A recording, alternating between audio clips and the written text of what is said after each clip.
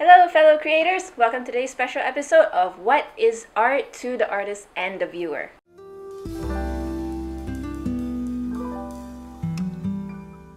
To some, art is a portal to another world, or something that touches your soul. But sometimes it can also be a big joke. Wow, I love your outfit. I'm an artist, so I get that it's more than just tight. Nick likes to coat women in latex. He's fascinated by the idea of the human chrysalis and society's pupation. Cool. Human chrysalis and whatnot. Whatnot. It's a whatnot. Yeah. I have no idea what a chrysalis is, but serious question. If she farts in that thing, does it blow up like a balloon? You have to assume that it would. You have to, right? Yeah. Art is so intense. It really is. In 2016, what started out as a prank between two teenagers by placing a spectacles down on the floor of an art gallery suddenly sparked interest. Apparently, that one pair of spectacles became a sudden interest of all those art gallery goers. Suddenly, they started taking photos of this pair of spectacles. In an interview, two teenagers said, "Is this really what you call art?" We looked at it and we were like, this is pretty easy. We could make this ourselves. It kind of sparked something controversial. Is everything art or is nothing art? Anything is art. Here, watch this. A statue of Jesus made out of cigarette butts. Boom, I'm a millionaire. It's actually pretty good. I know, and I could call it holy smokes. In response to all this, Marcel Duchamp's most famous work is a urinal placed on its back instead of upright and signed and dated R. Mut 1917. What? What? I am not kidding. This is a real thing. The project was called Fountain. I see what you did there. In a very interesting podcast by Philosophy Bites with David Edmond and Nigel Warburton on the definition of art, which I shall link below, it's a very interesting podcast. He mentioned two philosophers, Arthur Danto and George Dickey. Both American philosophers came up with a good idea to think of art to be linked to a particular social practice. He gave an example between a picture and a Japanese motorbike. Both are beautiful objects. But what makes the picture a work of art? It's because it's linked to the art world as compared to the motorbike. These social links came to define art. Now, you may be thinking, how does Duchamp's The Fountain be considered art? The difference between Duchamp's urinal and your garden variety urinal is that he linked his urinal to the world of art. Richard Wollheim said, either people have reasons for putting these objects forward as art, or they don't. And if they have reasons, it is reasons we should be interested in because it's those that what makes it art. And if they don't have reasons, then they put up an entirely uninteresting theory. But it would seem these days there doesn't seem to be any reason behind any art, so they just look, well. So back to Duchamp's The Fountain. What makes this art? Fountain is perhaps the best known because of their symbolic meaning of the toilet takes the conceptual challenge posed by the ready-mades to their most visceral extreme. Similarly, philosopher Stephen Hicks argued that Duchamp, who was quite familiar with the history of European art, was obviously making a provocative statement with Fountain. The artist is not a great creator, Duchamp, when shopping at a plumbing store. The artwork is not a special object. It was mass-produced in a factory. The experience of art is not exciting and ennobling. At best, it is puzzling and mostly leaves one with a sense of distaste. But over and above that, Duchamp did not select just any ready-made object to display. In selecting the urinal, his message was clear. Art is something you can piss on. So now that we have cleared up the definition of art, so what does art mean to the artist and the viewer? I mean, considering that they are done, with reasons. Big Eyes kind of answers this question, at least for me. Have you guys watched it? Press pause on this video and go watch it, okay? I recommend it. Are you guys back? Okay, let's continue. In any visual arts, such as filmmaking, photography, painting, sculpting, etc., why do they affect us the way they do? It's because we relate to it. The artist tries to convey his or her message across, whether their art is a story, or the appreciation of beauty, or trying to express their emotions such as frustration, anger, sorrow, confusion, love, in ways in which words seem to fail us. What's that with the big, crazy eyes? Oh, well, I believe that you can see things in the eyes. The eyes are the window to the soul. Yeah, but you painted like pancakes. They're way out of proportion. Well, Eyes are how I express my emotions. I've always drawn them like that. When I was little, I had surgery that left me deaf for a period, and I couldn't hear, so I found myself staring. I relied on people's eyes.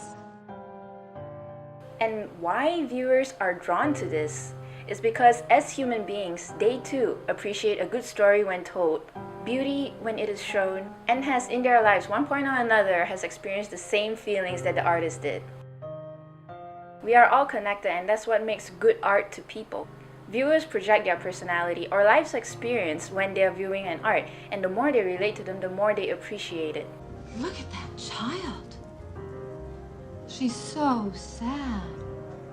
Is she poor? She's forgotten. Just makes me want to cry.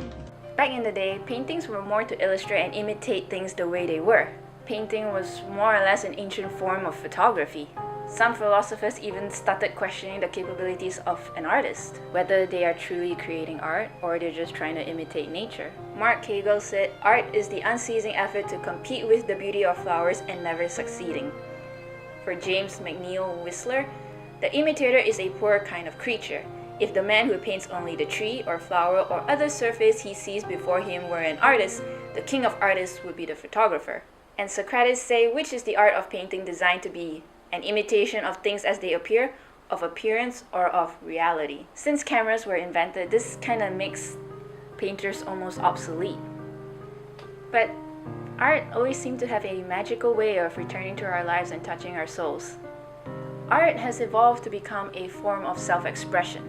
For Georgia O'Keeffe, art is filling a space in a beautiful way. That's what art means to me. For Edvard Munch, what is art? Art grows out of grief and joy, but mainly grief. It is born of people's lives. And for Leo Tolstoy, to evoke in oneself a feeling one has experienced, and then by means of movements, lines, colors, sounds, or forms expressed in words, so too transmit that feeling. This is the activity of art. Where a person feels so trapped and cannot form words to describe how they feel, art is the only way to set them free.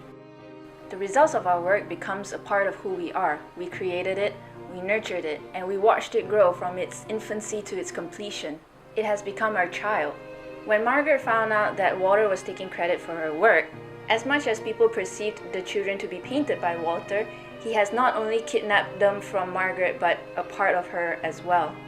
You were taking credit for something that isn't yours. I was just trying to close a deal. These children are a part of my being. Look, we're making money. Your pocket, my pocket, where's the difference? You were taking this so lightly. Not at all.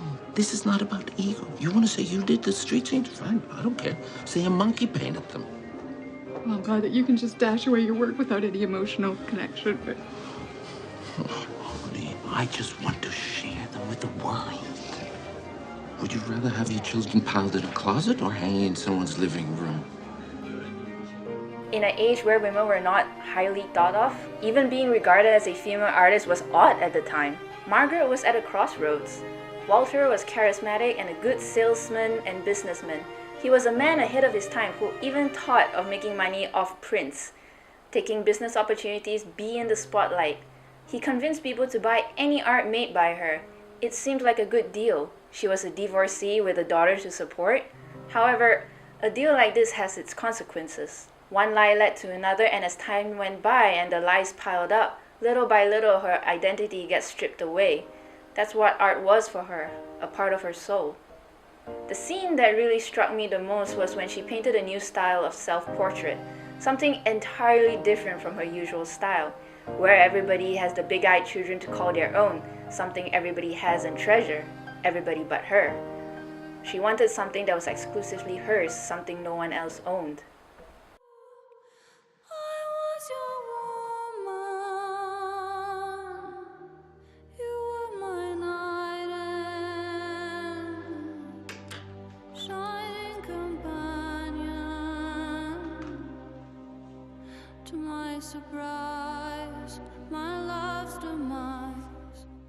By taking credit for her artwork, not only was she losing herself, but the people around her.